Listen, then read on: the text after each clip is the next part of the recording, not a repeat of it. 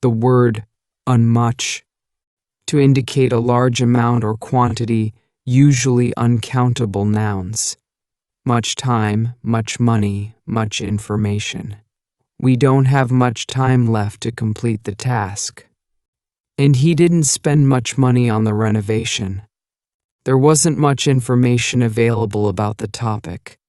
To express degree or intensity. Much better, much worse, much easier. One, she feels much better after taking the medicine. The weather is much worse than we expected. One, this task is much easier with the right tools. To use in questions and negatives. How much, not much, too much. How much sugar do you want in your tea? There's not much we can do at this point.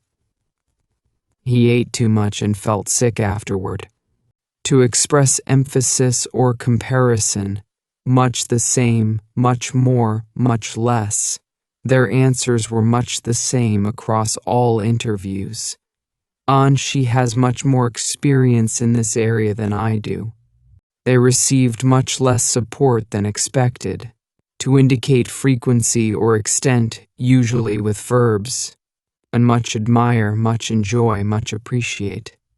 I much admire her dedication to the cause. He much enjoys hiking in the mountains. We much appreciate your help with the event.